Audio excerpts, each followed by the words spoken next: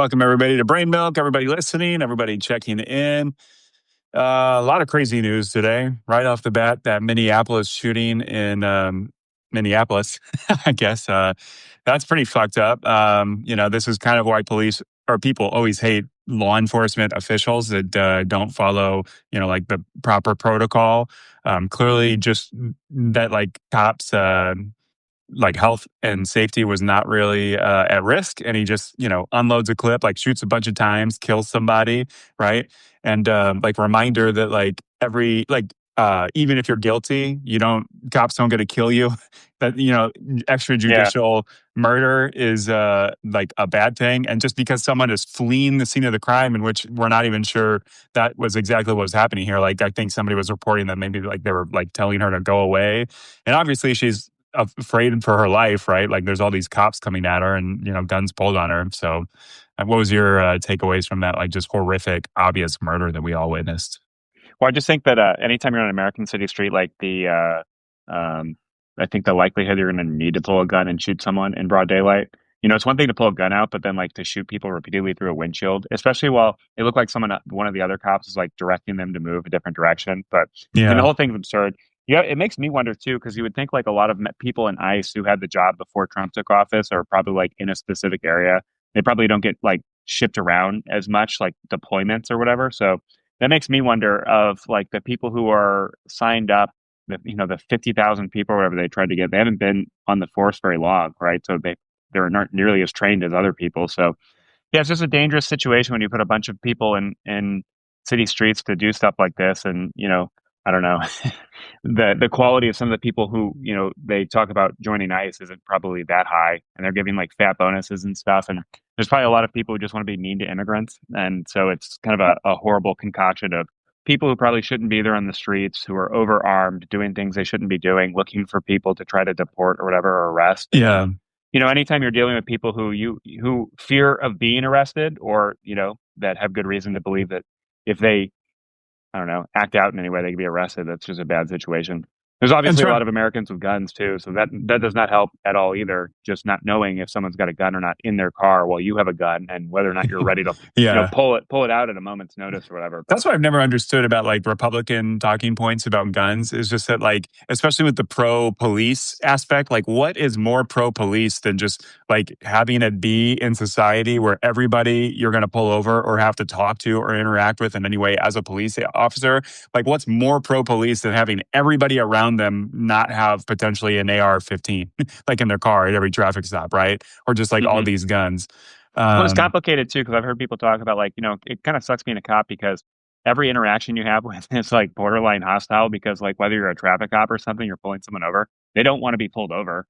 And like, yeah, hey, were they you don't want to have to speeding? pay like, It's like, no, yeah. no, I wasn't speeding. And it's like, the other thing they say is most people who interacting with, from the cop's perspective, any question they ask is probably not going to be 100% honestly answered, So it's just like a terrible situation. And then, even for a traffic cop, pulling someone over and then not knowing if that person is going to pull out a gun with them right when you get up to the side view Right. mirror or whatever. It's like that's kind of scary. But Yeah. And another detail is like the way they just shoot the lady. Like, even if you think that the lady is like trying to run away, and like how many videos have we seen over the years of police like shooting people in the back that are running away? It's like, how often do you have their identifying information? Like, anytime there's a car involved, do you have their license plate? There's all yeah, those ICE people, there's all these protesters filming. Like, the proper protocol, I would imagine, would be record the license plate, look up that person, and then go visit her house the next day when maybe she's a little, not like obviously frightened and running away, and be like, hey, what was going on? So that's kind of annoying. What well, did you and make? it's Yeah, go ahead. I was going to say the biggest thing is just we've talked about this before, but the deadly force triangle, when you would use deadly force, is like opportunity, capability, and intent. And like, okay, so Yeah, you're stopping someone over. I think it's hard to imagine that like you pulling someone over, that they obviously have an intent to kill you. So like within seconds, you're shooting your gun and shooting and killing right. someone. I mean, that's just like indefensible to me, I think, especially when, they're just in a car. Like you said, they have a license plate. So it's like you can find out who it is. And even if they drive away, that doesn't mean like you can't go get them, especially if it's not clear, like, oh, go over there, and they go a different direction or something, you can still flag them down and stop them, and you certainly don't Yeah. just shoot them point blank. And it's annoying because you like everyone's always like conservatives are always like, well, if you just listen, if you just stay calm, like everything will go out fine. But it's like we have this expectation that people, when police are pointing guns at them and screaming at them, that like regular citizens should be totally calm and keep their composure. But then, cops can just start emptying their clips the second they feel threatened. And then you get all these cop union lawyers saying, oh, they thought their life was threatened. That's the training. They did everything perfectly, exactly how they're trained. It's like, okay, yeah, you just unloaded a clip on somebody in like 3 seconds. So it's just, I hate that idea where it's just like random people have to just keep total calm while police are like roid raging and going, losing their Well, I shit. mean, to And be I don't, fair, and I don't, hold on, and I don't mean to say police too. This is obviously ICE, and yeah. as much as like the shit, as much shit as police got, we are kind of depending on police to like stand up for the ICE's infringements on our civic and human rights, in these cities. And it was kind of good. You're seeing a lot of police like not really care about ICE. I've seen some videos of ICE people like being arrested for things like drunk driving, even, or like, hey, I'm federal. It's like, we don't give a fuck. It's like, cool. But anyway, go on. What were you going to say? Oh, I was just going to say to the piece about like people freaking out when they're being arrested. I think that something that's important for people to remember that like the best thing to do if you're like stopped and arrested on Monday wrongly is like open a lawsuit on Tuesday. So like you probably should be kind of passive and just do what they tell you, right? Because if you're being mistreated, and it's a little harder with ICE because you don't have the identities of people, but Yeah. I like Sam Harris talked a lot about that a couple years ago about like what to do for self-defense, but then it's also like interacting with police forces and stuff. And to some extent, like if everyone's afraid, everyone's got a gun. If everyone's afraid, someone could kill them. If everyone's afraid, of a variety of different things, like maybe you should be kind of passive. Certainly with like ICE and stuff, because like I mean, the average ICE person right now, if they've really hired 50,000 new law enforcement people in ICE, like they don't have a lot of Incel training. losers. Well, they don't have a lot of experience, right? So like Yeah. that's one of the things like experience of knowing what to do in a situation, and because like your intuition might be wrong, especially when your adrenaline's going. So I think for Yeah. some people, like it's fine to protest. It's American culture to protest, right? That's our right as Americans. But if you're actually personally interacting face to face with a cop, maybe you should be a little more passive and just stop. But that's a different way of looking at it, I guess, or a different side. Yeah. And, there's the thing that, like, if you get roughed up, by law enforcement, some people get like tens of millions of dollars in Yeah. lawsuits. So it's like, I might take a beating or something if I'm going to sue the cop in the cities and then live off the rest of my life off of like $30 million off of, civic. I don't Well, I mean, know. that's like the thing, right? That's how you solve the injustice of like police Yeah. stopping you and wrongly arresting you for no reason. Is like, yeah, I'll fucking open a lawsuit tomorrow. Yeah. And you do that once you're no longer detained with Yeah. a police officer with a gun right next to you. Yeah, unfortunately for this lady in Minneapolis, though, she's dead, and you got this psycho cop, and it really seems like not everyone, but like a lot of people are like, "Fuck that cop, put him in prison, arrest him." That is like just a straight up murder we all witnessed. But that goes back to Um, the deadly force triangle, right? Did that lady have an opportunity to kill him? Probably not. He's got a car, but the law enforcement guy or ICE guy could have sidestepped it. He could have walked away. yeah, He could have turned but he did around. sidestep it, and then he leans in and just starts shooting like right Yeah.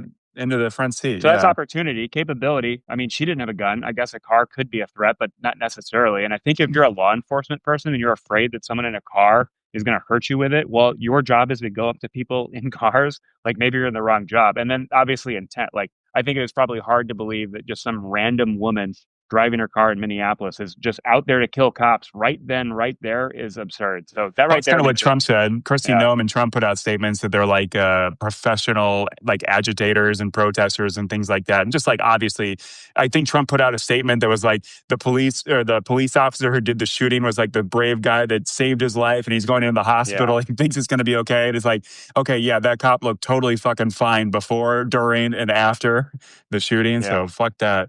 Tim Walz mentioned that he might, he's putting the National Guard on warning to maybe deploy against ICE. That'd be kind of interesting. But isn't that kind of like really close to almost like, obviously not a total civil war, but if you have like National Guard troops defending the public against the federal ICE troops that are being deployed and kind of being told to rough up, rough up people, is that kind of a weird confrontational kind of Well, I mean, dilemma not between state and necessarily. federal levels?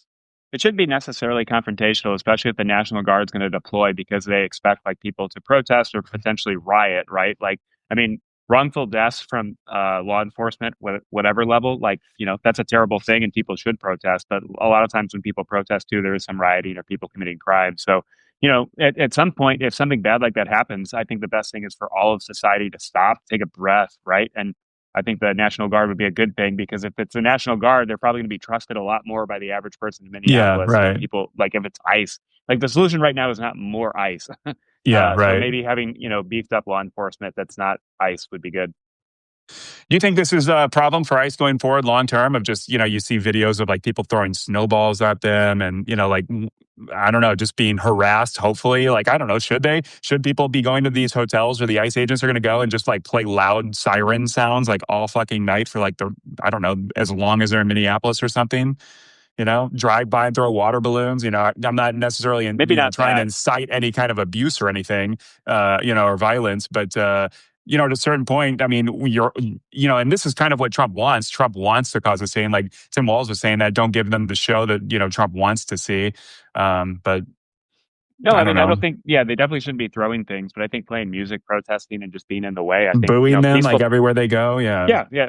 And like if you're the law enforcement that scares you, like again, that's not the career for you. You took that Yeah. $50,000 signing bonus, you did those 15 push-ups, you should be able to be Yeah. yelled at. Yeah. Right. That's a good point. Yeah. I don't know. Anything else to add on that? That's kind of still breaking news, and there's not a whole lot we know. But anything else? Well, I mean, the good thing is, and the power of social media that like so many people are going to see that. So hopefully, ICE tones it down a little bit, and whoever is running those groups of ICE members and stuff, things are hopefully going to change for the better. They're going to change how they operate, um, at least for the time being, right? That's like the danger when you're just sending people to like cause trouble in cities like that, like sending ICE to go. I mean, that's like the big thing. Like even their stated mission of like we're just going to go to Home Depot and look for people who look Mexican and deport them. Like that's not a good situation, right? And then you're obviously going to get Americans because you have quotas on how many people you're supposed to arrest a day or week or month or whatever. So, I mean, the whole situation's kind of fucked, but I don't know. Well, reminder that Trump got the Republican budget. ICE they gave ICE more money than like most countries have for their entire military. So that's something to look forward to. Yeah.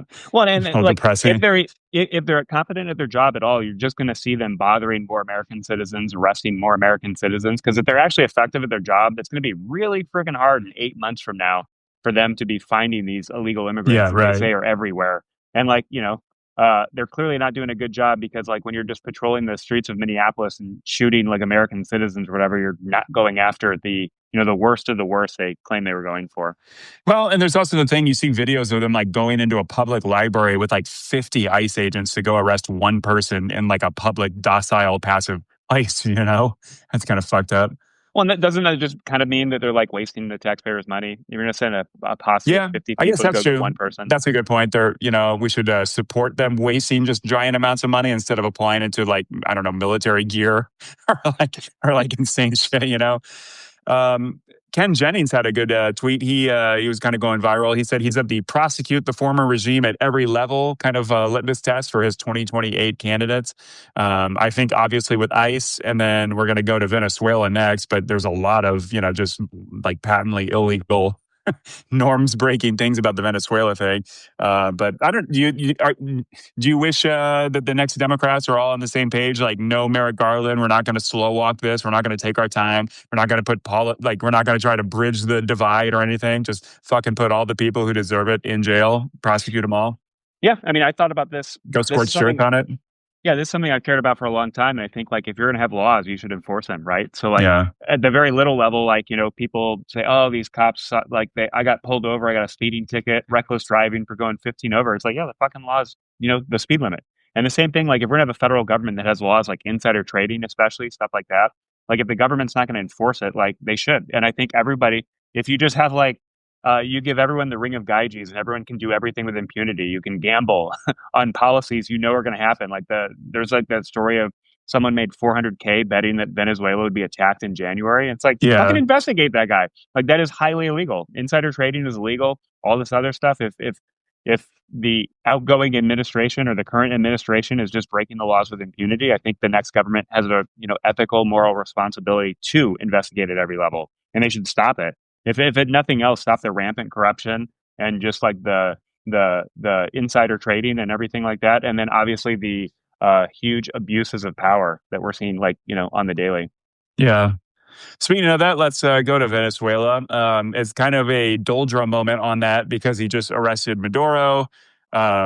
There doesn't seem to be any plan about what to do next on day two. And like the entire world and certainly America is just kind of like coasting these last few days of like, what happens next? What's going on? Does anyone have any idea? And like, we're kind of getting conflicted messages from everybody.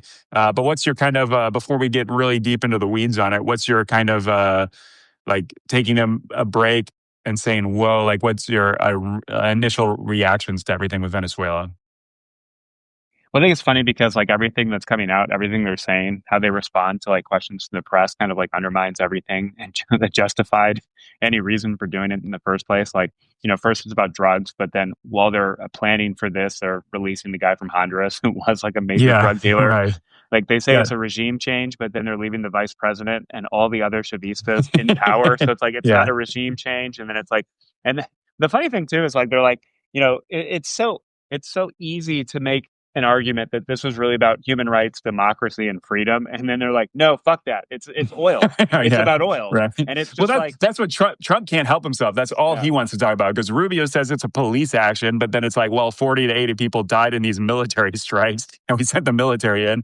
Hegseth, you mentioned that, it's Hegseth that's saying it's about drugs, and it's funny that Trump just can't help himself but say the quiet part out loud. Just that he's like, we should have stolen Iraq's oil, and this time we're going to steal Venezuela's oil.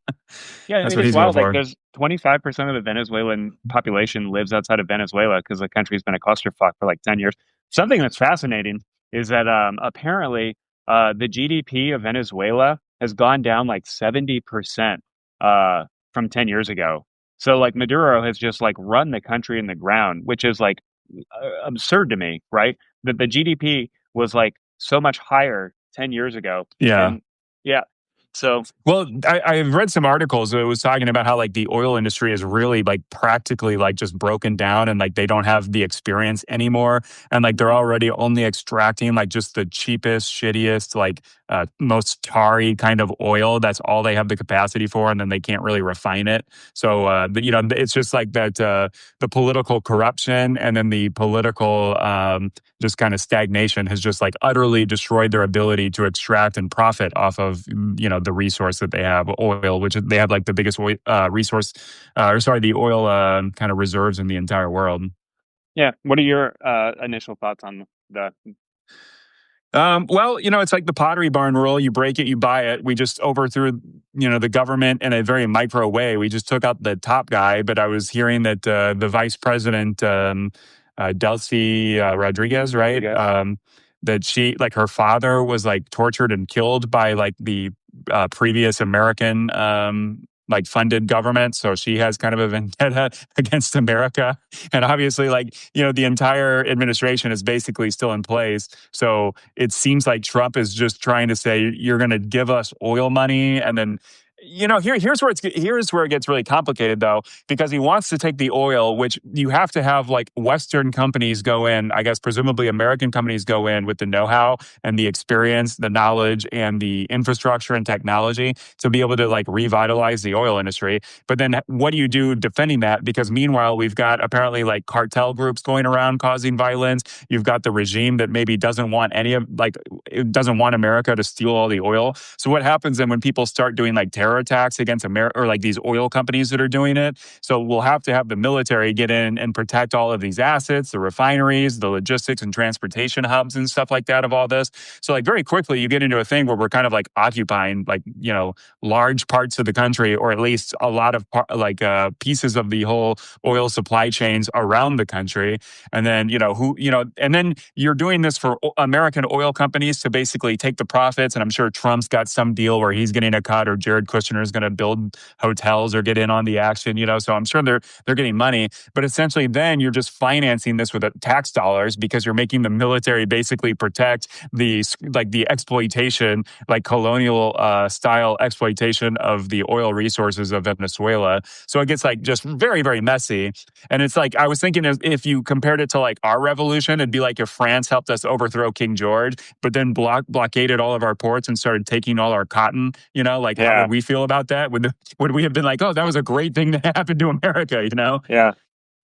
Well, I mean, plus the other thing too is like investing there is going to be weird because like what company is going to think it's going to be a stable environment until there's like some actual Yeah. political, um, regime change, right? And then this is already the regime that came after nationalization of the oil industry in the past. So like Yeah. it's They're like going to you're going to want to spend nationalize it again. yeah, you're going to spend like $3 billion investing in it to get the oil out, and then once it starts pumping, the government's going to be like, "This is Yeah. ours now," or just And like there's some reports that those companies are very reluctant to get in on this because, first off, we're not going to get this oil money very quickly, right? It's a very dilapidated system. The oil is so tarry, like you're really going to have to like there's only a few places that can refine this like kind of low quality oil to begin with.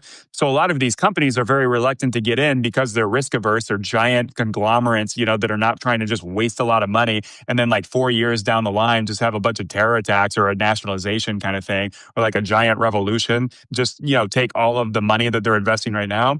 And then I heard some reports that it might take upwards of like 10 or 20 years to actually start making profit off this, especially because right now oil prices are so historically low that your investment is gonna, you're gonna have to be in it long term, like 30, 40 years to make any profit off of this heavy, heavy upfront investments. well, that's a supply and demand too, because even if they pump a lot out, there's a lot of places in the world that can pump oil way cheaper than American can. So like American shale companies, they need a price point at a certain level. Yeah, So if you just exactly. flood the market with Venezuelan oil, like shale oil companies will probably some of them will go under or stop producing. So then it kind of negates the whole point of doing it for the oil because we'll offset it by oil profit losses somewhere else.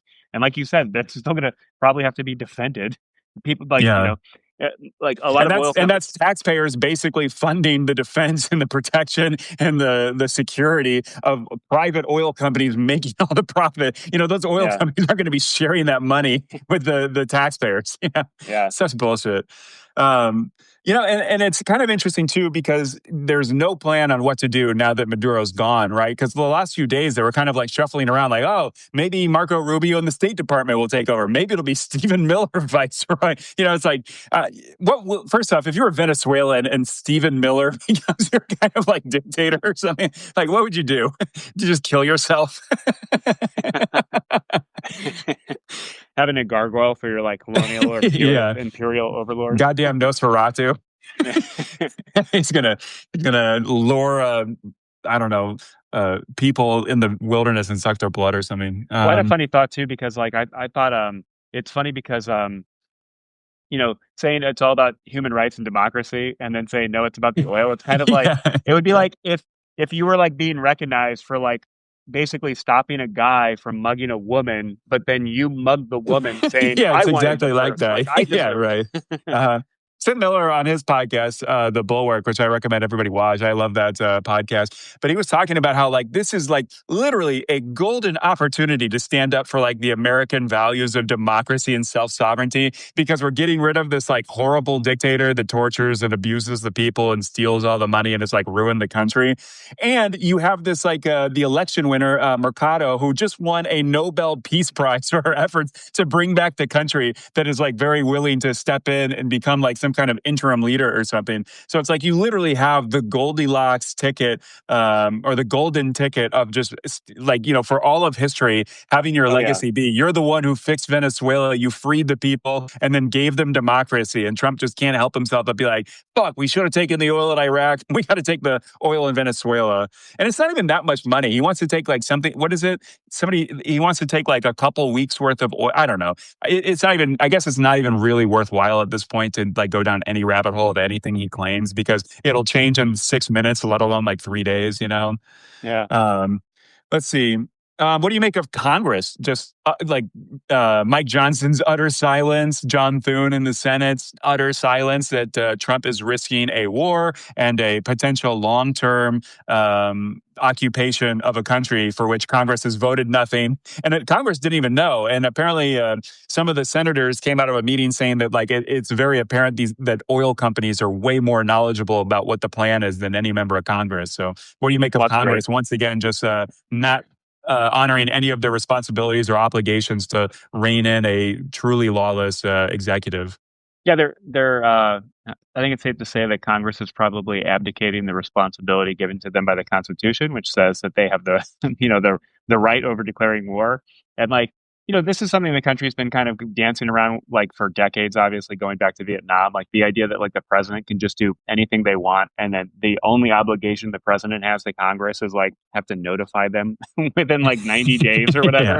And then right. it's like then you get into like the game theory of like, well, if we send U.S. troops out and then they come back, can we send them out again and never have to tell Congress? So, I mean, one thing is funny because like if you and not to be too like nerdy historical, but like going back to the Magna Carta like 1,000 years ago in England, like just the idea that like, hey, the king can't just like wage war without telling us and asking us for permission, Yeah. and like back then the big thing was like the king is just like arbitrarily like, I need all of your money so that I can build an army to go to France and take France. And like they said no.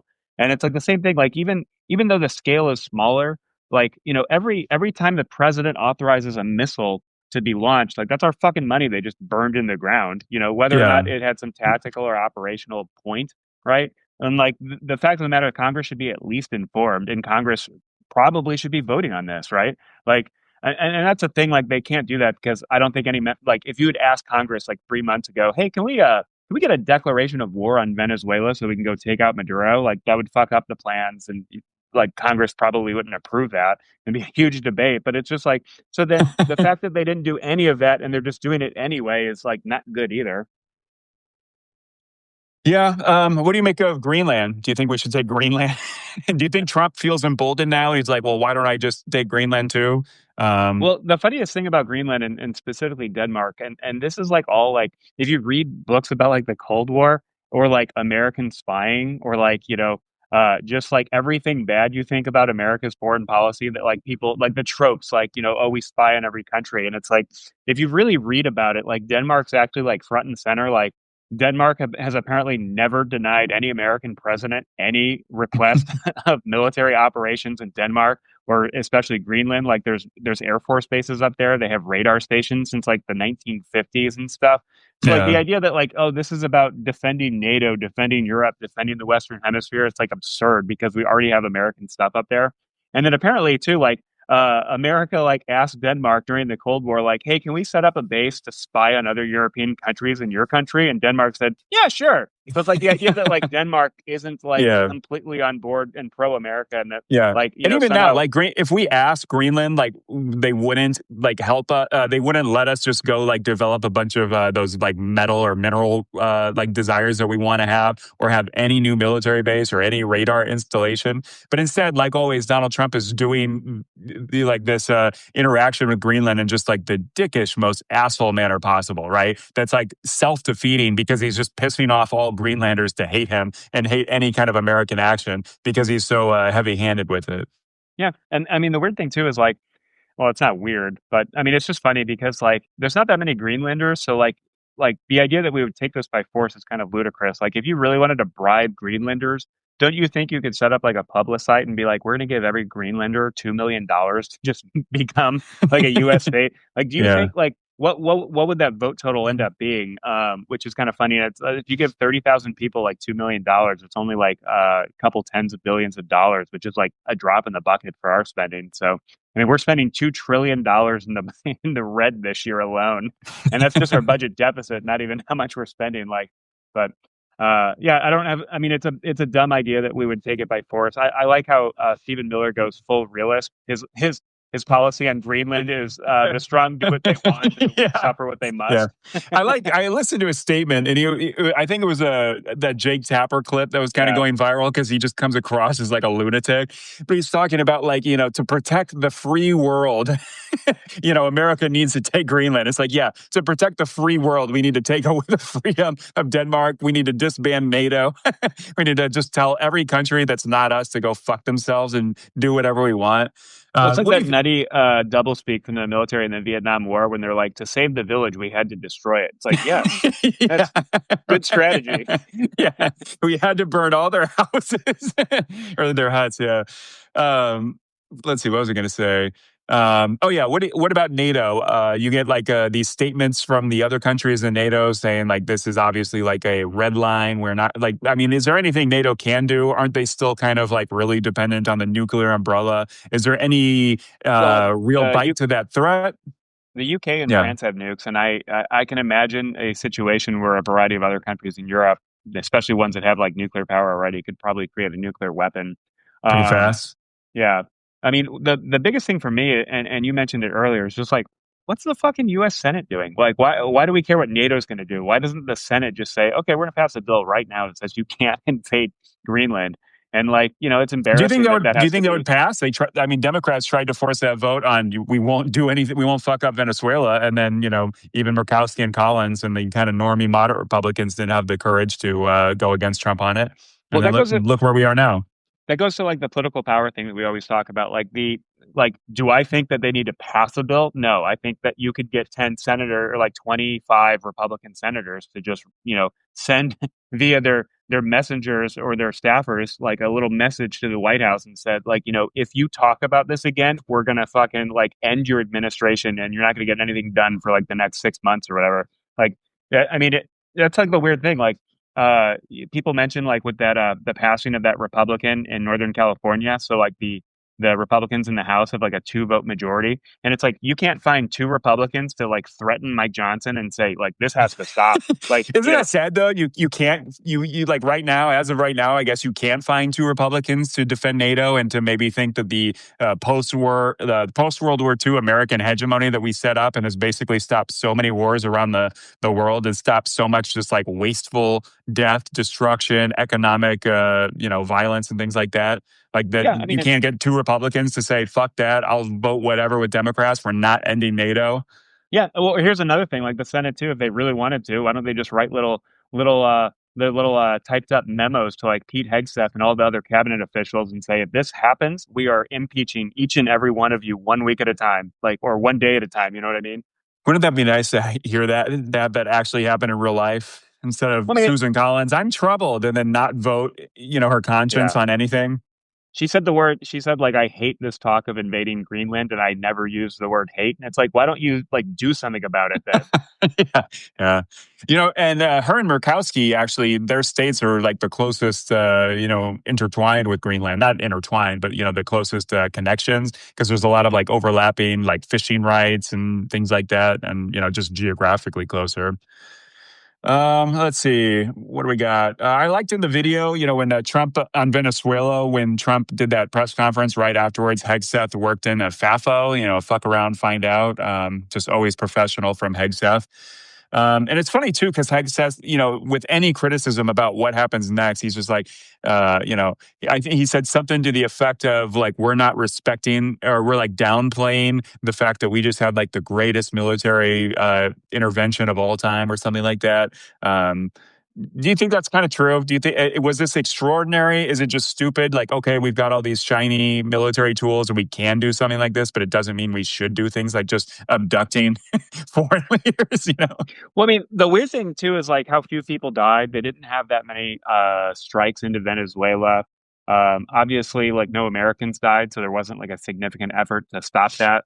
You know, whether it seems like to me like maybe a little more permissive of an environment. They kept the vice president, and she is now the president, and her brother is like the head of their like legislature or whatever. So part of me thinks it's like kind of maybe an inside job, but obviously like the fact, I mean, it's an impressive military operation, like impressive ever, like I don't know, and I don't think that's even worthy debating because I mean it's just like the issue that happened, but like what's the We point? did do D-Day and managed to get a beachhead and take Europe back from Hitler. That was a pretty good accomplishment, I feel like.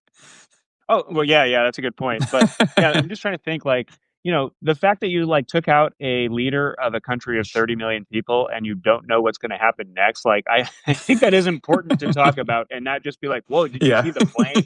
Yeah. Did you see Yeah. all the helicopters go in? Yeah. Like a 6-year-old.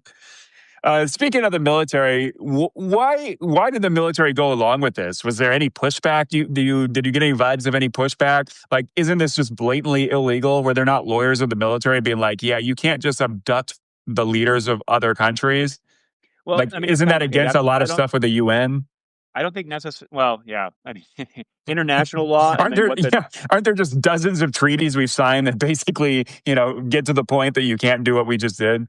Well, I mean, the weird thing is like there's a certain logic to it, right? So like if you basically say that leader is not the legitimate leader of the country and you don't like America doesn't recognize him for years, labels him and his like people around him as like a cartel, which isn't a cartel, right? And so like legally, right, like the Department of Justice's interpretation of what the Department of Justice has put out says that he's not like the rightful leader of Venezuela. So I mean that but a lot of that is just like legal mumbo jumbo. But it goes with the same thing with like sanctions and we talked about this a little bit before, but like, if you're really going to sanction something, if you're really going to say they're unjust person who's not really in charge of the government and we're not going to respect them, we think they cheated.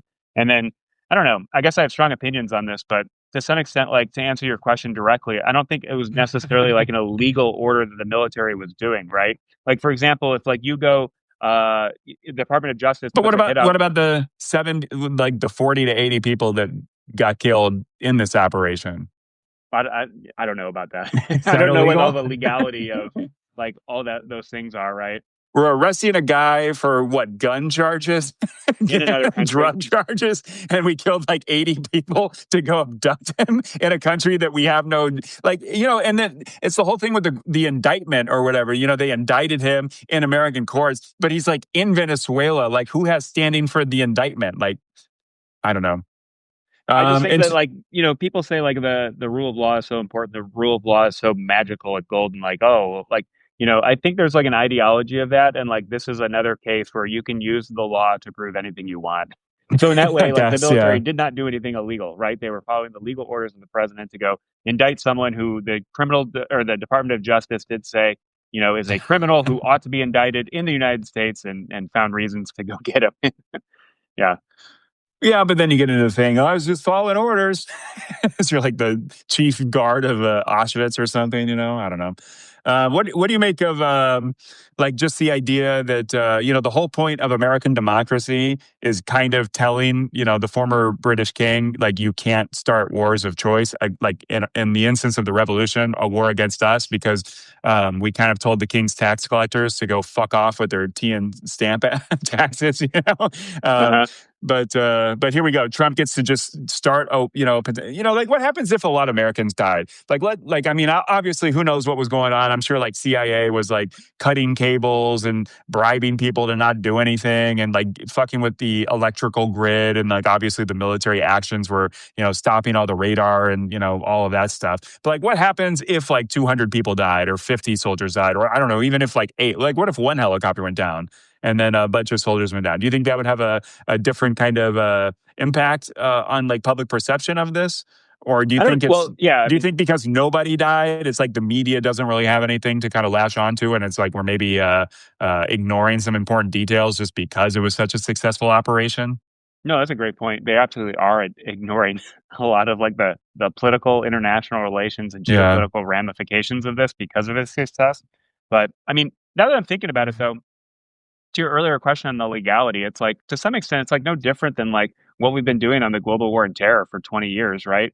Or 24 years now. But at least that Because technically had like the authorization of force that Congress voted and then like, renewed a couple times or whatever. There's no but it gets authorization complicated of because force here. they called them narco terrorists. So like they're literally legally defining them as some kind of Nah, I guess terrorist. you're And right. I guess that's yeah, technically true.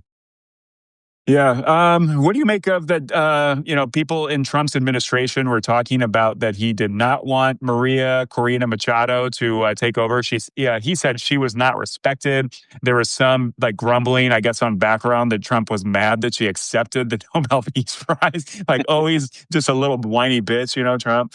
But like, obviously, I mean, obviously Trump is not beholden to people who like democracy. So you're like, hey, let me get together and we'll bring back democracy to Venezuela. That's not really a good selling point when you're on a call with Trump, right? But so, he's not pro democracy. Like, I don't know, I guess I had a lot of notes. Maybe I just kind of lost the thread on that one.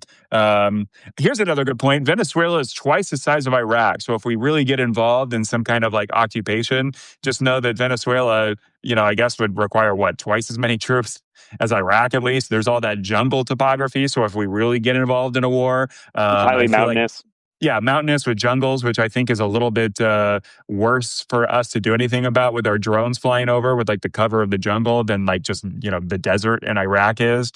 I guess there's But it would be a the it would be a horrible like second, third, fourth order effects because like yeah if we were gonna send like troops in, like it'd be horrible to have Americans there. I think like part of the agreement and why they're keeping the VP in and who's now the president is because like they do have control of the military and I mean it really is kind of a regime, right? And so they do have control.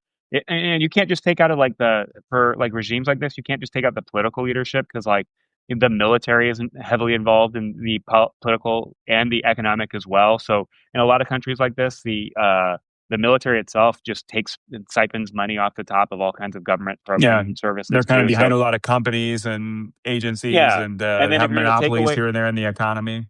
yeah, you take away their jobs, you take away their money, you take away their corruption, then some of them are just going to go probably join cartels, make a militia, fight back, resist, Yeah, quit, and then you start like suddenly have more and more public services, which is already in a country that's like lost 70% of its GDP over the last like 15 years or whatever, like you and mentioned earlier. 25% of the population. Yeah, so like I mean, yeah, I'm glad that like they didn't.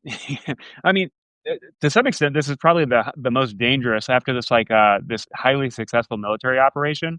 Like you can imagine easily where this is like where hubris sets in. They go, well, that worked. Let's do this. Or like oh, we're so much smarter than Bush and all the neocons 25 years ago. And it's like we'll do it right this time. We'll only say it's like the same thing. Oh, we can do it with 50,000 Americans instead of 100,000 or 150. Yeah, And right. it's like you're literally your hubris will send you down the same path. So I hope that doesn't happen. But I mean, that's the whole point I think of keeping the VP, and now she's president, and her family because her brother's like the head of the legislature. Like okay, you took Yeah, out Maduro, but now you've got this family-run business, which may be yeah. even worse than having it power at least devolved between a couple groups of people. So I guess we'll see. That's a really good point. There's also the opportunity for, I guess, Trump to use something like Eric Prince's Blackwater mercenary group. I think Trump kind of flirted with that idea of like kind of taking some responsibilities away from the military, and that was the first term thing. He tried to have Eric Prince do kind of like a mercenary group that takes, obviously take a lot of money, taxpayers that they're profiting off of, but then they have like a kind of like a murky lack of the same kind of legal following that the military has to You do. mean rules of Um, engagement? yeah, rules of engagement. Yeah. Yeah. Well, Will we just start paying cartels? Like, will Trump just say, "Hey, play ball, and we'll give you some of the oil money" or something like that? Will we just be heavily involved in kind of the cartels that Trump keeps complaining about and saying is such a problem that we need to take out? yeah, I mean, and that'd be the 21st century doesn't need more mercenaries. You know what I mean? More countries Yeah, run by right. mercenaries and stuff. What do you make of like a lot of people have been talking about like the spheres of in the spheres of influence like argument, and it's like it for me it's like so shockingly stupid because it's like such like pre 1945 way of looking at the world. I was just reminded of like the idea of that like we just own the Western Hemisphere. First off, as if we didn't already, right? So like having Russia have like a couple ships visit some ports here and there in Venezuela and Cuba, it's like they weren't really a threat. That like they were selling some oil there. Like how is that a threat to us, right? I think Anne who was it? Anne Applebaum or someone was talking about how like America like doesn't need spheres of influence because we're already the top dog. Why are we limiting ourselves by Yeah, saying we're right. going to stick to the Western Hemisphere? Why are we giving Russia and China anything? You know what I mean? Well, unfortunately, with Trump, it's just that he's so dumb and he doesn't know anything, and he doesn't know where any country is on the map, and certainly doesn't know anything about their history or even really America's history. So for him, he's just like, why should we care about Taiwan or Ukraine or insert any country, right? Because he's just a moron and he doesn't read anything. So unfortunately, Trump would be limiting America's reach, soft power. But for him, it would just be like, they're ripping us off somehow. We're spending money by being there. Just bring everybody here and we'll just worry about what's in our backyard. So Trump only has to look at one side of the map. Well, like the dumbest thing for me is like the thought like the premise of having a sphere of influence is stupid anyway because like okay, so we're gonna have some like we're gonna replace one dictator in Venezuela with another who may or may not give us a small cut of some oil. Like okay, how is that a win first of all for America? It's like oh yeah, swinging for the fences there.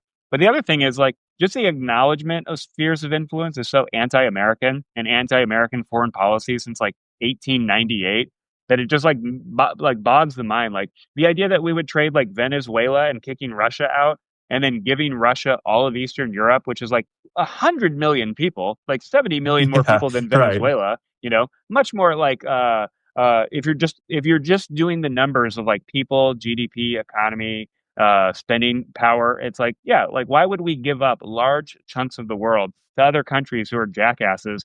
And just so we can feel good that we have like Greenland and Venezuela and maybe Panama or something, like it's just so silly. And I was just reading because like I was rereading about 1889 or sorry 1899 and John Hay, the Secretary of State with the open door policy. Are you familiar with that? Not too much. So, like, basically, before this time, in 1899, all the European countries were trying to carve up China, and then China was the big market that every developing economy wanted to have a piece of, so they could just have the millions of pretty poor Chinese people buy their products and stuff.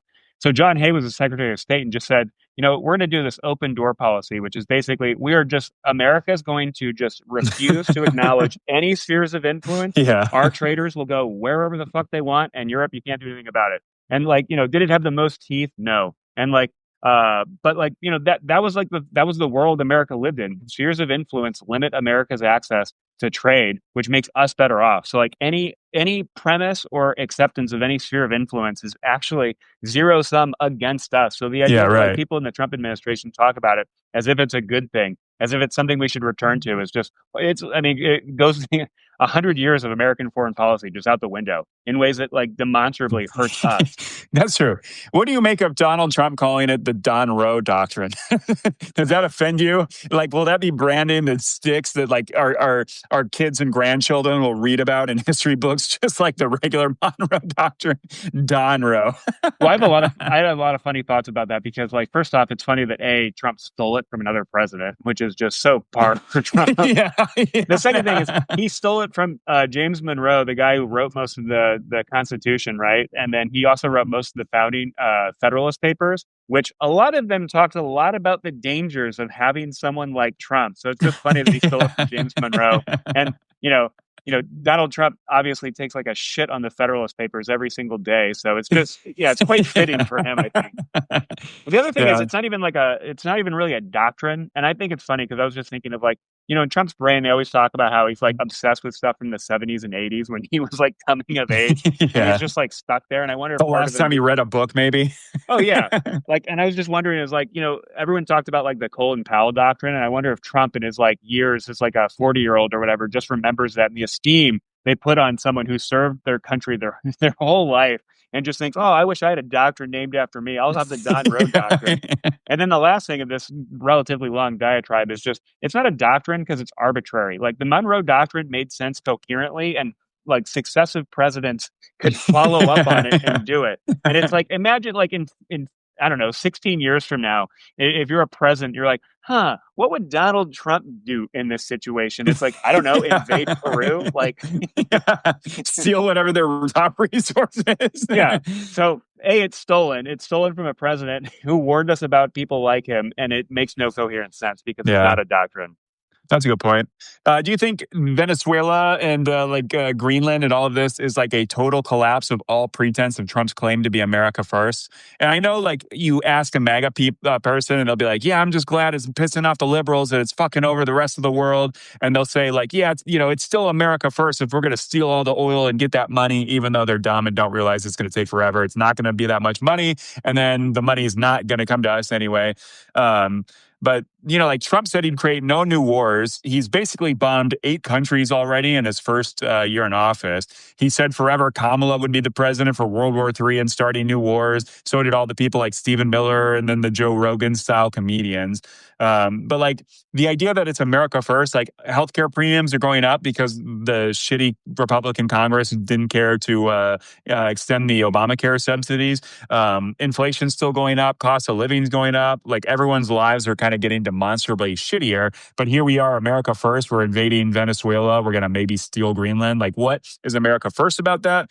And then last but not least, is it really just an indictment on MAGA people that like they have no coherent ideology whatsoever and everything is circumstantial and anecdotal? Because here they are saying, Trump, Trump, Trump, going to keep us out of wars. We're going to focus on America. We're going to prosper domestically. And then the second Trump starts doing the complete opposite of that, they're just like, yeah, fuck the liberals. Yeah, own the libs, own the rest of the world. Like, so is it just like completely bad faith that there's like just no reason to even believe anything they say about anything anymore because it's just totally No, circumstantial? yeah, I think no, it's that's totally the case, and I think Trump even talked about it. Like, I I just love that like Trump is becoming a caricature of all kinds of things, and I think like the most funny one is becoming right now is he's like literally becoming like Louis the 14th when he said like I am MAGA and MAGA loves everything I do and so do I. It's like literally him saying I am the state, and it's like he's Yeah. full Louis the 14th right now.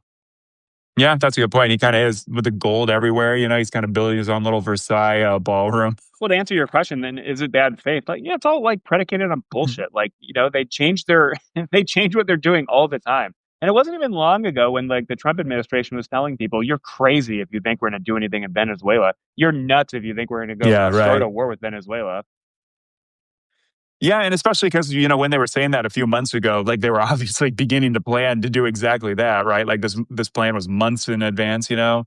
Um, do you think we should go back to with Venezuela and these oil companies? Do you think we should have a real sharp pendulum shift back into that kind of woke social consciousness of like just hardcore attacking corporations online and just harassing people for like giving into all these fascist, like CBS giving into like every censorship in the media kind of demand from the Trump administration? Should people go back to like just hardcore, kind of Yeah, puritanically pile driving them on social media, boycotting? yeah, absolutely. Protesting. If you don't like what a company is doing, you should stop Yeah. giving them their money. Like that, you should just stop doing that. Like I think that's great. But I'm going And beyond that, where you just like harass the CEOs and just make, kind of treat them like the kind of pariah or social exile that they maybe should become.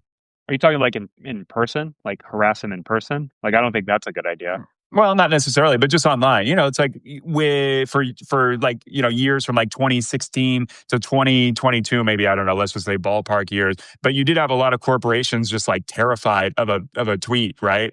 I don't know. Should we go back to that or does it just not have power anymore and that ship kind of sailed and Well, I don't think it matters anymore because a lot of the most powerful companies just don't care anymore. Like, do you think Mark Zuckerberg cares what the average person thinks about him or Facebook or his company? Like yeah, he's but just I mean, doing it's kind of people have kind of like lost interest, and maybe it's because it's not effective anymore. But I mean, it used to be a lot of people would be committed, and boycotts would have like serious, like the Target boycott really fucked Target a little bit. I don't know. It's just like, can't we do something? It's like right now, it just seems like the media doesn't care. It's just like, oh, like for instance, somebody was talking about how Trump, like the media treats Trump almost like he's a hurricane or a natural disaster where there's nothing we can do about it. We just have to wait it out and just inspect the damage that happens as it's going and then hope at the end, we can rebuild. Well, I But guess the question is like, the normal redress would be like you badger your member of Congress and be like, "Why are you doing this? Like, I'm going to vote for your opponent. I'm going to stop donating to your campaign." And like, I don't think that's going to work on Republicans, right?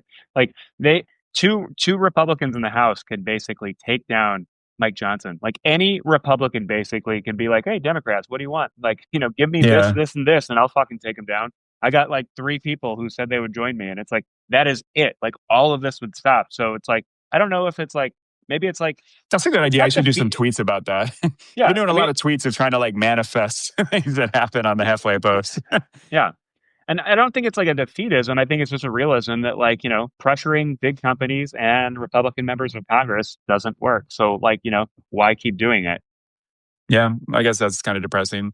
Should we start? Here's something I think we could do. I think we should start calling billionaires like oligarchs. You get like the media oligarchs like Zuckerberg, Bezos, all the people just giving in. Obviously, any of these oil execs that maybe will get, like go along with just stealing and plundering Venezuela's oil wealth. Would that have any salience for you, calling them oligarchs and getting that term kind of like widely adopted here in America? Kind of shame them as oligarchs? Yeah, I mean, it would be good. It's accurate. It's true, Yeah. right? Like, and it's funny because like the implications, like people don't want to hear that here in America. They think it's different, but it's really not. Like the implication is the same as in Russia. There's a lot of really powerful people who have a lot of stock and a lot of wealth. And a lot of them, I mean, a lot of it's rent seeking. Like the idea that like social media companies today in 2026 like still don't have meaningful regulation on almost anything they do is ludicrous, and they still have section 232 or whatever that they can just stand behind and be like, we're just a platform here, like we're not editors. And it's like, even though they Right. run these algorithms, and Yeah. their whole pitch to their investors and why they're like have multi-trillion dollar valuations is like, yeah, we do manipulate everything with our nice fancy little algorithms, and we try to get as much money out of advertisers and users as And we can possible. find the exact kind of customer that you're looking for to hawk your ads to. Yeah, and then they go, whoa, Yeah. whoa, whoa, we can't help us. We can't do like, oh, like it's like the classic, like, this is a hard problem. We really want to get it right. And they're just like literally counting down the seconds on CNN before they like their little soundbite Yeah. ends. You know what I mean? Yeah. And they're like, and Yeah. then their lawyers are like, whatever you do, like, that's like it's a lot of people use like the word it's and that's. It's really funny. And once you notice it, you see it all the time. But like a lot of companies will say like, it's blah, and you don't know what the noun is, and it's just such like obvious legal ambiguity. They're like, oh, it's such a hard problem. No, fucking admit what is the hard problem that you are ignoring, and say Yeah. it out loud. Like, what is the noun you are saying? It's such a hard, like OpenAI does that all the time. It's such a hard problem, and it's like, what right do you have That's to a be good a point. company then? You know what I mean? Yeah. That's like an oil company. It's like, it's such a hard problem to deviate the pipe from the river. We just can't, it's just it Yeah. flows downhill. It's such a hard Yeah. problem. You know what I mean? Straight into the Gulf where all the Yeah. people get their fish and livelihoods. Yeah. Yeah. All the drinking water. Yeah. So it's weird that like all the big That's funny. companies in the world like get away with saying this shit, and they act like they have no agency at all. And like when bad things happen, like this, oh, like this happened to us too. We feel with you. And it's like, it's your fault. Yeah. Yeah. Your gross negligence caused this. Hmm. Yeah. Let's talk about the geopolitical aspect of Venezuela. The New York Times editorial board had a good quote. They said, by proceeding without any semblance of international legitimacy, valid legal authority, or domestic endorsement, Mr. Trump risks of providing justification for authorizations in China, Russia, and elsewhere who want to dominate their own neighbors. So is Trump doing this in Venezuela, giving Russia and China kind of carte blanche to do whatever they want, just say fuck the the rules-based order? Or, is I guess, in China's case, I think China often loves to pretend to be the one that's like more for rules than America. So China might, kind of step in and be like more oriented on kind of replacing America as the rules-based hegemon. Obviously, China doesn't have the military capabilities of America to keep down piracy, keep the free trade supply routes going and things like that. But certainly Certainly not China all over the loves world. yeah, but China loves every chance to, make America look like the crazy lunatic that is not following the rules, while they're the stable, sane, easy hand on the wheel kind of player. Well, to answer your question, it's like obviously it sets a bad precedent, and Russia and China would love to invade more of their neighbors. Like the only thing Mhm. keeping them from doing it is like the nuclear umbrella of the United States Yeah. military. And Here's an and that interesting thing. Do you think China should invade Russia? Someone was mentioning how like Russia stole a bunch of land in China. I think I have it in here somewhere. Some like a million miles or something like that. But back in like the like 1880, like somewhere between the 1880s and like up until like World War One, I guess, or something like that. No, they So have a I long guess history. So after they yeah, call it like the first and second Opium War, they had like all the unfair treaties or whatever. So Russia was one of the yeah, big countries taking advantage of the waning Qing dynasty before they collapsed in right. 1903. So But would that I be mean, interesting, or would that kind of fuck over China's plan to kind of have this like relatively cohesive anti-American kind of axis against American hegemony? Like, would it be? I mean, there's no way Russia could do anything if. I don't know. Should Mongolia steal a bunch of land from Russia? It's not like Russia can do anything with all their troops being like just slaughtered in Ukraine right now, right? I don't know if Mongolia could, but like, yeah, that's like a weird thing. That's like, people mention a lot um, that Like, should they're, Mongolia just like every day, like, hey, we're taking 50 feet. well, Hey, that our like, troops are moving 50 feet this way or something. Just how yeah, long could they get away with it before it's like Russia has bigger problems to deal with, right? then a bunch of Mongolians walking 10 feet every day. No, no. I mean, it's interesting because like a fact of like world history is that like Russia and China have borders that they do not like. They believe that their true borders includes other country and other people Yeah, that don't right. belong to them. And so like, what do you? And It's don't like want to be a part of them. Yeah, like Stephen Kotkin, the Mhm. historian, makes a great point. He talks about like the problem with like a lot of like would-be autocratic dictatorships that want more land is that they're less like France. And they're like, France used to be a country that had grand ambitions on everyone around them. And like, Louis the 14th and his forebears were going to war every year with all of their neighbors to steal a couple Yeah. miles here and there. And it's like at some point France realized, yep, we're done with war. These are our borders. And it's like, okay, we need Yeah. Russia and The China to be Pyrenees more in like the south and the southwest, the Rhine River and the yeah. east, and we are good. And then the channel on the north. Yeah. So, I mean, both like our big adversaries, like, frankly, just like they don't believe the borders they have. They lie when they talk about respect for like international norms and stuff. Like, I mean, Yeah. it goes back to my point that I've written about and we've talked about before. If America just said, Taiwan, you're on your own, Xi Jinping would like stop like eating his breakfast and call up the military and say, like, begin tomorrow. Like, I have Yeah. no doubt in my mind. Right. So, yeah, I don't know. It, to answer your question, it's a terrible precedent, and I think Russia and China would love to just take more Yeah. land.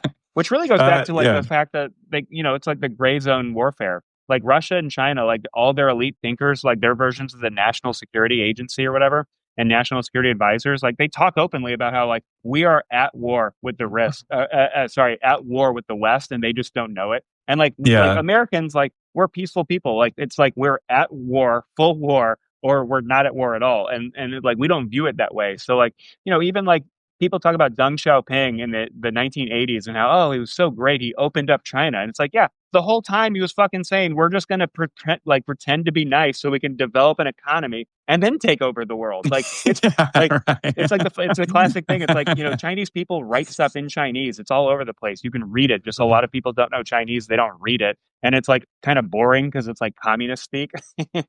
Communists aren't known for giving good speeches. Fidel Yeah. Castro aside, maybe.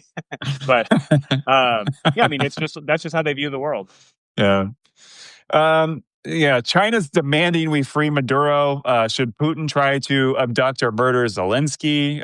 Like, is this just I kind of can ripping guarantee off? you he's probably tried. Like, is there any doubt in Yeah, your probably mind that right. he hasn't tried to bribe someone or poison him Yeah, or do that's probably a something good like that? point.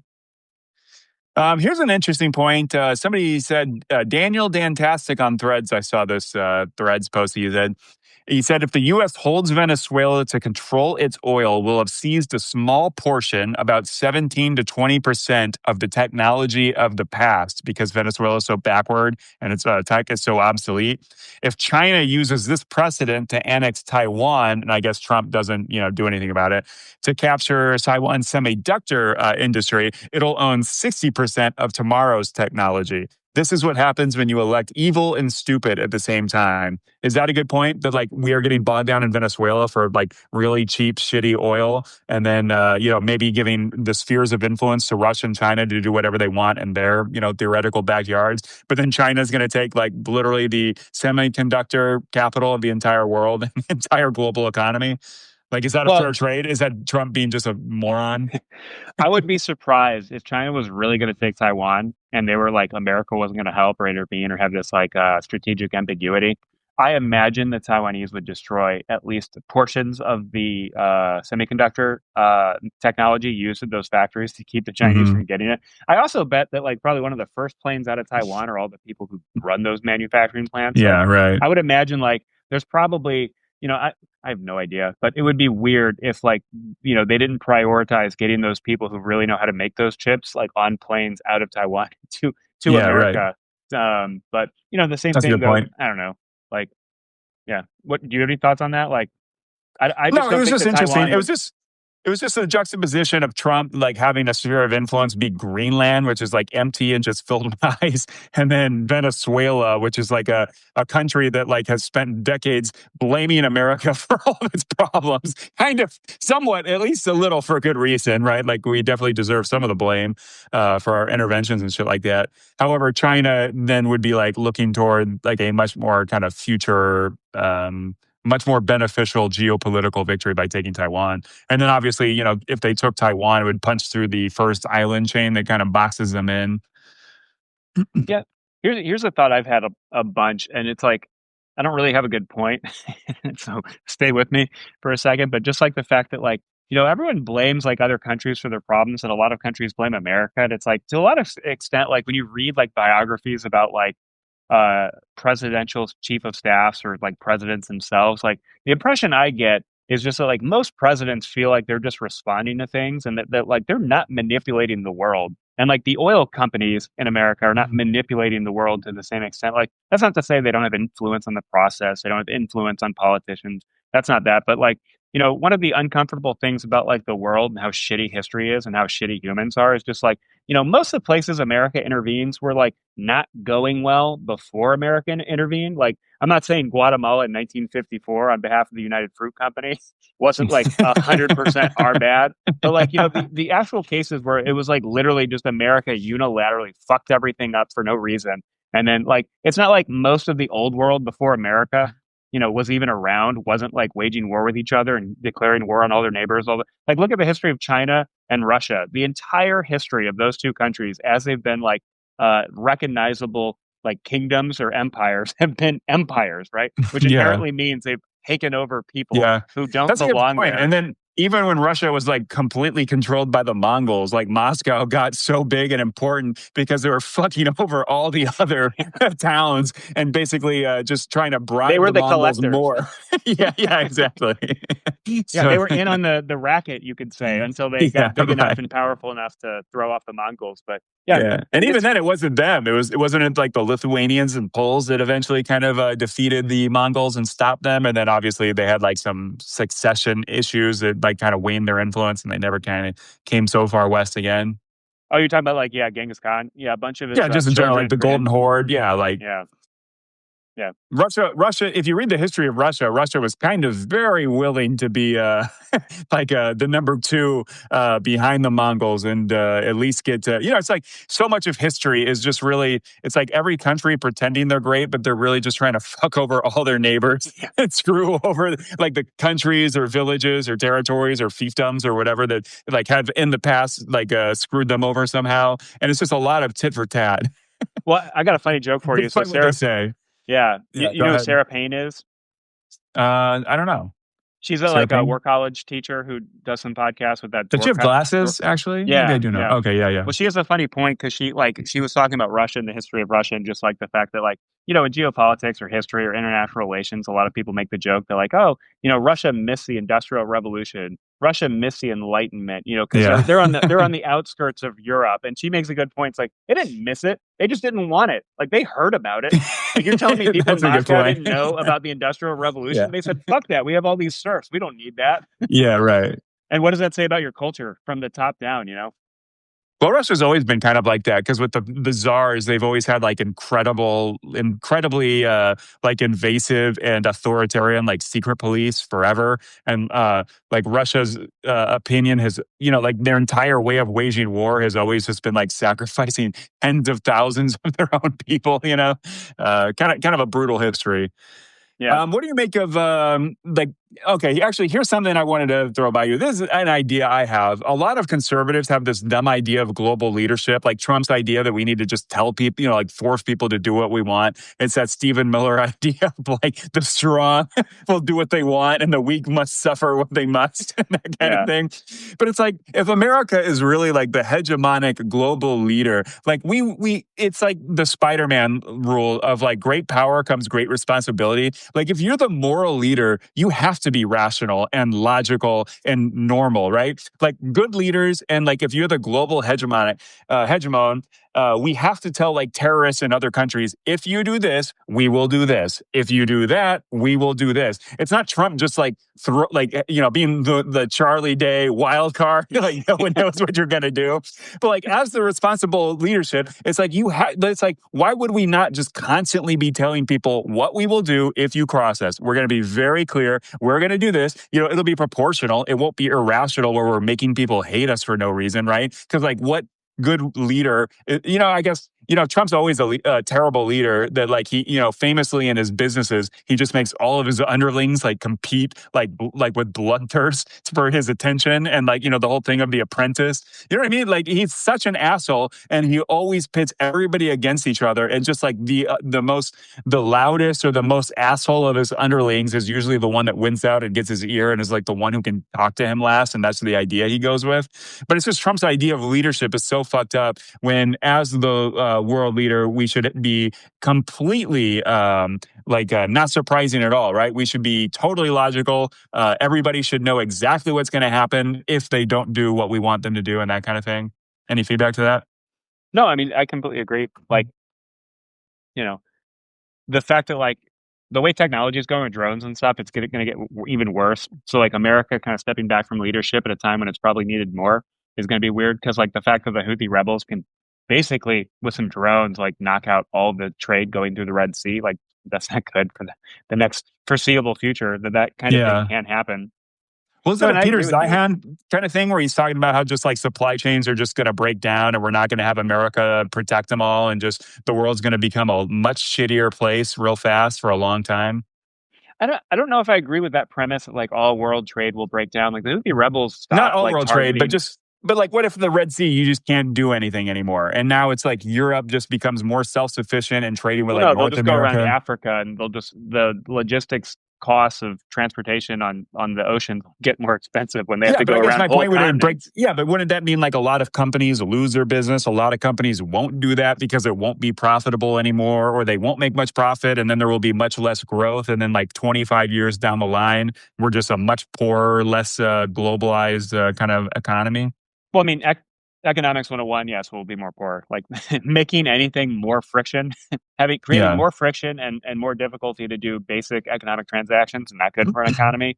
I think for like global trade though, like the price of like seaborne trade is pretty negligible. So like adding a couple weeks by going around Africa instead of through the Red it's Sea. still just cheap enough that it won't be that big of a deal. Well, yeah, and like the biggest thing too is just like labor. I mean, if you're gonna have stuff produced in like a country like Bangladesh, because the labor there is like $1 a day, like whatever the increase in rate a couple weeks on a boat is going to be far less than the actual value savings by having it produced by Nigerians, Bangladeshis, that kind of thing.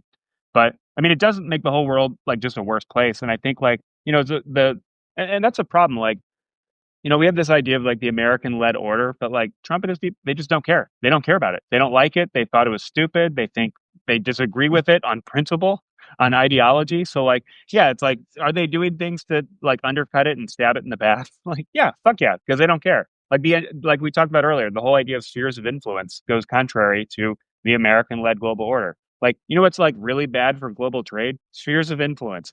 Where one country like Russia goes, Ukraine's ours, and we're going to get all the minerals, and if you want to buy it, you have to buy it from, our oligarchs who put a 30% tax on it Yeah, that goes directly to Putin. You know what I mean? Like right. that's just how things work. So like, every aspect of the global order kind of breaking down is more expensive for everybody. Socially, culturally, diplomatically, everything. Yeah, that's a good point. Let's talk about. I just wanted to bring up that those photos Trump put out of him like watching the Venezuela raid. They're like in a sectioned off area of Mar-a-Lago with black curtains. Like, not quite a skiff, right? It's not Yeah. that secure. There, like people were pointing out in the photograph that there was a phone on the table that appeared to not be plugged into anything. So clearly, they're just like setting up a photo op. I just wanted to point that out that was kind of funny and stupid. Like everything with Trump, he's just really concerned about the photo op. But do you think, I have this idea, do you think he's just, like he's been at Mar-a-Lago for the last 3 weeks. He's not doing any international trips. Do you think his health is just so bad that like he's not mobile? He can't go elsewhere to other countries. And now he's just going to be like staying at Mar-a-Lago for most of his time? And then I obviously, what are the national security flaws of the president staying at a very insecure, cordoned off room in his resort that just has black curtains with gaps that you can see through and just metal bars holding it in place? yeah, that's like that's not very Not good for eavesdropping or like yeah. other, here's the thing, like long term, how many guests at Mar-a-Lago would you say are like spies from other countries that they're just, the governments are just giving them money to have membership at Mar-a-Lago. And now they're getting to talk to Trump like every weekend. Oh, Well, I mean, Mr. like, Trump, love your dancing, yeah. love your playlists, your iPad playlist choices. Oh, by the way, do X, Y, Z, put a little bug in his ear or something. Yeah, I mean, it's you would think you would hope that like the Secret Service is able to like cordon off all of Mar-a-Lago properly and vet people before they come in. I don't know what that does to like memberships. Like if you can't pass like some kind of background check to be around the president like 24/7 while he's there, I can't imagine But Trump what like about just wanting that snooping to around? Like if everyone's there, Hegseth, Rubio, Stephen Miller, they're all there. looking behind the curtain. You have like Yeah, are random people going people. through the trash, just seeing what documents get thrown away in the wrong place? Right. I don't Yeah. think many people in the Trump administration are like following all the rules on like how to dispose of maybe top secret documents. Obviously, Trump doesn't. Yeah. He keeps them in the bathroom and Yeah. in cardboard boxes. They also noticed that people were noticing that on the TV screens they had Twitter opened up and several tabs of Classic. Twitter with like Venezuela. Like they're just googling Well, I mean, Venezuela like and to seeing some what people are extent, talking about. to be fair, I don't know if that's like totally different than like the people in the White House, like in the '90s, having CNN and Fox News on, like while they're working. I mean, to like that is how people like get media now. Not to defend a litany of questionable national security Behaviors. decisions, but I yeah. guess that's a good point. That's a fair point. Let's see.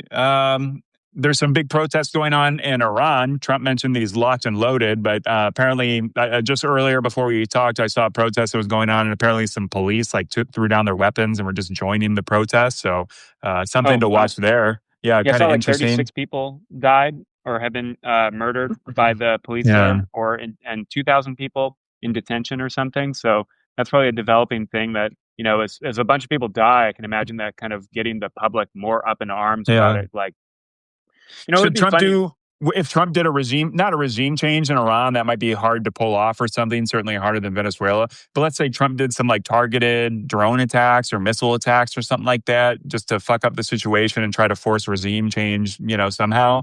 Would that be a good thing, a bad thing? Is Trump just like, is he emboldened? He's just going to start doing as much as he can and make a difference before he dies? Does he have Well, I worries mean, about his legacy?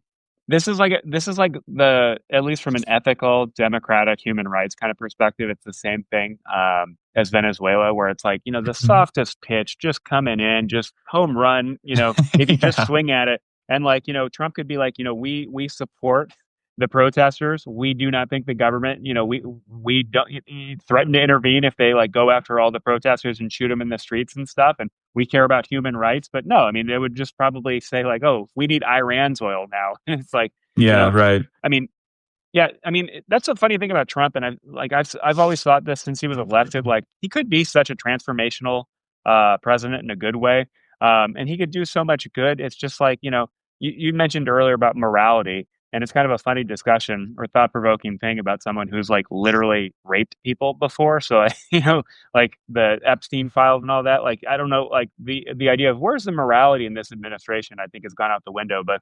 That being said, like there is so much potential you could imagine and see where like, taking out Maduro and putting Venezuela back on a democratic path, supporting the protesters in Iran and like pressuring the regime there to like loosen up a little bit or change some meaningful way for the people there. And, ironically, support democratic movements all over the world. Protect Ukraine, for God's sake. A war that's Yeah. been going on for 5 years. But for whatever reason, they just are ideologically unable to do that and care. Yeah, and especially because Trump is such a cult leader, like he really has carte blanche to just bring along the entire Republican Party to anything he wants, regardless of how different it is what he said yesterday or what Republicans have spent their 40 years careers proclaiming. So Well, like in a just funny way, like no Democrat could do that. No Democrat yeah. could just flip on like half of the issues and just all Democrats would just go along with whatever it is Yeah. because I mean, it's MAGA like the joke. or. It's like the joke about banks. Like if you owe the bank $10,000, that's your problem. But if you owe the bank $10 million, that's their problem. It's like Trump. Yeah, Like it's right. like for the Republican Party, if like Trump is like the 2016 candidate, that's your problem. Well, now Trump is like the entire Republican Party, the federal, state, and local level. Yeah. Now it's like everybody's Everyone's problem. problem. You know what I Yeah. mean? Yeah. And I So wanted to all right. throw out one detail about Iran. There was, did you see the article that or I guess the story that they're running out of water in Tehran, the capital? Yeah. So, these protests might actually maybe have some extra legs because of that. They're maybe going to have to completely move capitals, for the government's control. But obviously, Tehran is the biggest city, and that's a lot of people without water. So it'll be interesting. Everybody watch the space in Iran. Hopefully, Trump doesn't fuck it up somehow. Well, in Because a lot of ways, it's like it's human nature because it's like that. Those like Polynesian islands or whatever. There's like a famous example of an island where people live there and then they cut down every single tree and then had to leave because like the island went to shit. And it's yeah, like, right. Iran, like you have complete power over your society and you don't have to wage global, jihad against all your neighbors, but you choose to, and then you run out of water. And it's like, if only they could have done something about that for years and not like Yeah, right. squandered their people's well-being and wealth on, global Yeah, jihad or at least regional jihad. right. Let's move on to our Israel. I had some interesting points on this that I wanted to talk about. And it's like, Israel is such an interesting case because I feel like most people are like simultaneously like pro Israel and anti Israel. And let me flesh this out a little bit. Like, for instance, I'm Zionist in that I believe Israel should have a homeland. There's obviously millions of Israelis there. There's nothing you can do about it. You can't undo decades of Israel's growth and the giant cities there. Israel's not going anywhere, right?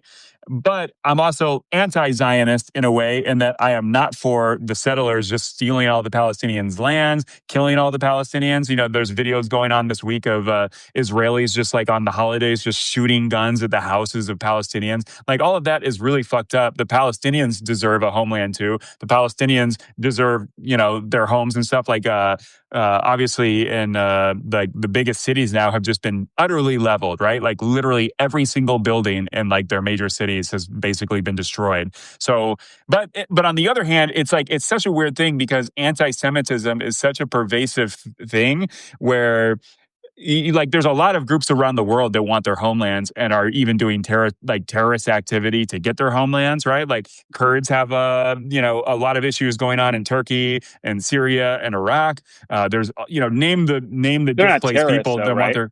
No, some of them in Turkey. There's a lot of terrorist activity. Or is Obviously, that there's a just like lot the of Turks have Turkish. called them terrorists because they don't like them Well, and go well, past? it's a little bit of everything. However, I'm just saying that like Israel is this weird thing where they get like shit on the most for doing the thing that most people do. Like, obviously, we stole all the land from the Native Americans, right? We're saying like manifest destiny. It's our God. It's our birthright as Americans to get to the Pacific Ocean. But my point is just that it's like it's so complicated because like the left is anti-colonial, pro-human rights. The right is kind of racist and obsessed with hierarchies of Jewish DNA being lower than like I guess white Teutonic Europeans in their parlance, right? But it's Point. no, that's what they No, no, yeah, I that's just what they laugh call because it's themselves, like absurd. quite literally. But like I don't know. It's interesting. Like, where do the independence movements? Like, obviously, Palestine should be a country. They should have rights. They should get rebuilt, right? But then, like, it's just there's Catalonia in Spain. Should they be more independent? They're already pretty independent in Spain's federalist system, right? Like Well, in Germany, there's a bunch of cities that have more. I guess I'm kind of going down a tangent, but does any no, of I that make mean, sense? Do you want to react to any of that? yeah, no, I mean, it makes sense. I mean, to some extent, you like a lot of the things you bring up, like I'm this or I'm not that, I'm this and that, they kind of like beg the question of like, okay, like to what extent, right? So, like, if you say you're a Zionist because you believe is like Jewish people have a right, not to be genocided, right? First off, we should all agree on that because, frankly, human rights. But second, you're like, okay, I believe they should have a homeland. And then the next question, though, is like, how big of a homeland, right? Like, what is historical Israel? What does a country deserve today in 1947 or 67, 73, 2026, right? And then you go, well, like, should they be able to increase it? And like, in what directions and why and how far? And like, these are all follow-up questions where people really break down these questions into like, no, you're a terrorist or I'm a Zionist or you're an anti-Zionist, you're an anti-Semite. And I think there are like a lot of reasonable questions that a lot of people for ideological reasons or political reasons refuse to have, right? Like I think it's absurd that like like settlers can just like go and occupy Palestinians' homes and like go shoo them away and use like police and security Yeah, forces rip to up all scare their them. olive trees. Yeah, stuff Yeah. like that. And it's Yeah. like, yeah. So do I believe that like Jews deserve a home? Yeah. Do I deserve they should steal some people's homes? No. Do they deserve to steal a lot of people's homes? And it's like, what if they just decide greater Israel goes across the Jordan River and into Jordan? Like, is that okay? And it's like, that's another thing is like all of these questions are obviously divorced away from the actual political ramifications of the specific political leaders in Israel now and what they're doing. So like, to your question, I think just things are so much more complicated when like, are you a Zionist or anti-Zionist? There's like 100 follow-up questions I think you should ask. And that would, Yeah, your answers to that's why I'm them. saying my point is kind of like most people I feel like are both at the same time. And that's like a weird contradiction, especially when you're arguing with other people on like weird little side issues that are maybe not the direct issue of like, is what Israel's doing to Palestinians right now wrong? And like, obviously the answer is yes, right? Yeah, no, absolutely. And and that's the other thing. It's like if you argue against something that's like obviously wrong, like it really, what is your ideological belief and why are you pushing that, right? Like, it goes the same thing like when Joe Biden was warning Netanyahu and Israelis after October 7th. It's like don't do what we did. Like we made mistakes, we regret it. Like things did not work out as planned. And then they did it. So it's like does that mean you can't criticize them at all when people say, "Hey, you shouldn't go off the deep end," and then they go off the deep end, and you're not allowed to criticize them, especially when they're like actual political decisions and nothing else, right? They're just political choices made by political people for political reasons, and you know, then what happens when It one is of them just amazing how much God really wants your specific political beliefs. yeah, you yeah, know? exactly. So yeah, it's a weird thing, and it's almost it's like hard to have a good faith conversation about this topic particular, especially in this country with how ideological both sides are. Yeah, that's true. Moving over to Europe, do you think Europe, especially now with Trump, maybe risking maybe not open war with NATO? Because I don't think I don't know if I we're don't. really going to get into a war with Greenland or anything. But obviously, should NATO kick America out and really just go into a European kind of a new NATO that's just Europe and maybe Canada or something too?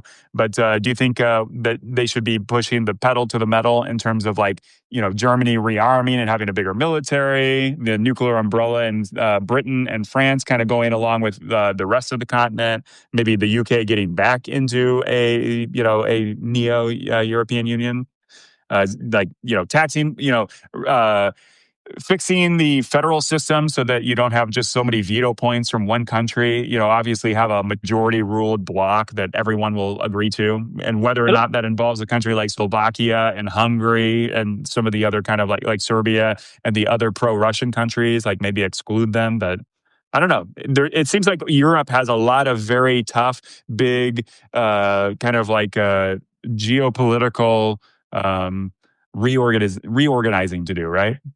Yeah, I'd say so, and I think it's probably long overdue. It'll be really interesting to see what they do politically because a lot of countries are going to have problems. Like someone was explaining that France spends like 55% of GDP per year, and a lot of that's on welfare and stuff. And then they have like Yeah. retirement ages at like 57, 62, that kind of thing, where like you can get a full government pension at like 62 and just live on it for decades. And then like talk about like declining demographics, all that stuff. But like, the point of the matter is like this analyst was saying that like if France wants to spend more in their military, they can't. There's no money. They've all the money in the country is being spent every year on welfare and like social services. And like, that's fine. That's their decision over decades, right? Especially and it made sense especially with the American security umbrella. But it'll be Hmm. interesting to see. And then like, Germany doesn't really have a military right now. So they're spending a lot and they're trying to rearm. But you can't magically create a military in 3 years, let alone five. So like, it's going to take a long time. They're going to have to be continually spending more and more money, and getting people to enlist to become officers. That if Germany wanted to build two frigates right now, it might take 4 years, right? So like all Yeah. these things take time. Do I think it's probably a good thing?